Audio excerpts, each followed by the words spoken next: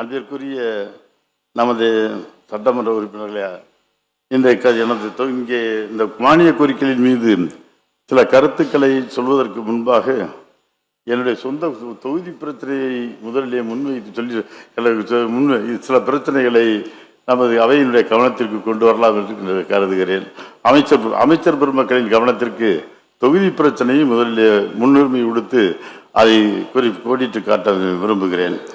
இங்கே எனது நத்தம் தொகுதியில் அதே போல் இன்றைக்கு அதற்கு தொகுதி பிரச்சனைக்கு முன்பாக எனக்கு இந்த சட்டமன்ற தேர்தலில் 6வது முறையாகவும் என்னை சட்டமன்ற உறுப்பினராக இங்கே தொடர்ந்து வெற்றி பெற செய்து எனக்கு இங்கே வாய்ப்பினை வழங்கிய எனது நத்தம் தொகுதி வாக்காளர் பெருமக்களுக்கு, என்னை சட்டமன்ற உறுப்பினராக தேர்வு செய்த நத்தம் தொகுதி வாக்காளர் பெருமக்களுக்கும், அதே அந்த வெற்றிக்காக அரும்பாடுபட்ட கழக தொண்டர்களுக்கும், தோழமை கட்சியின் சகோதரர்களுக்கும், என் மீது நல்லெண்ணம் கொண்ட நடுநிலையாளர்களுக்கும் எனது நெஞ்சார்ந்த நன்றியினை அன்போடு தெரிவித்துக் கொள்கின்றேன்.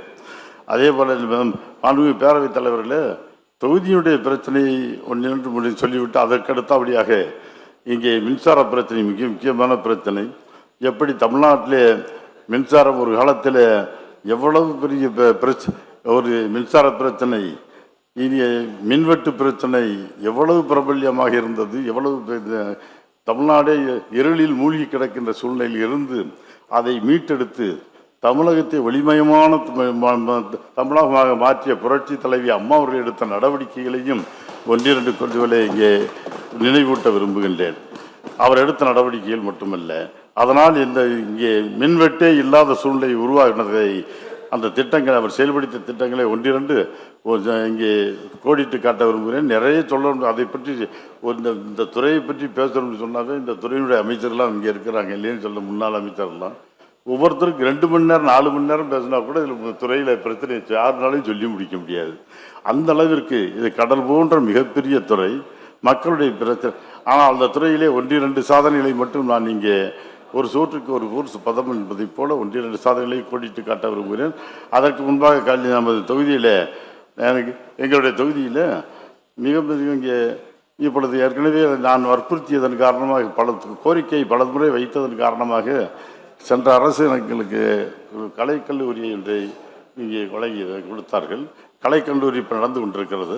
அந்த கலைக்கல்லூரிக்கு இடம் நான் அப்பொழுதே சொன்னேன், இந்த கலைக்கல்லூரிக்கு வேண்டிய இடத்தை நீங்கள் என்னுடைய சொந்த பொறுப்பிலேயே நான் அங்கே கொடுத்து விடுகிறேன் என்று சொல்லியிருந்தேன். ஆனால் அதை இப்பவும் நினைவுபடுத்த விரும்புகிறேன். ஆனால் இப்பொழுது அந்த மலை அடிவாரத்திலே அந்த இடத்துக்கு அந்த கலைக்கல்லூரிக்கு இடம் தேர்வு செய்திருக்கிறார்கள். இப்பொழுது அந்த இடத்துல மக்கள் போக்குவரத்திற்கு எதுவும் வசதி இல்லாத இடம். அதே மாதிரி காட்டு வனவிலங்குகள்லாம் அதிக நடமாட்டம் உள்ள பகுதி. ஆக அந்த பகுதியிலே கட்டிடம் கட்டுவதை விட்டுவிட்டு தேர்வுக்கு இப்பொழுது நான் பக்கத்திலேயே நத்தம் பேரூராட்சிக்கு அருகிலேயே எல்லை அருகிலேயே நான் என்னுடைய சொந்த பொறுப்பில் இந்த இடத்தை தருகிறேன்.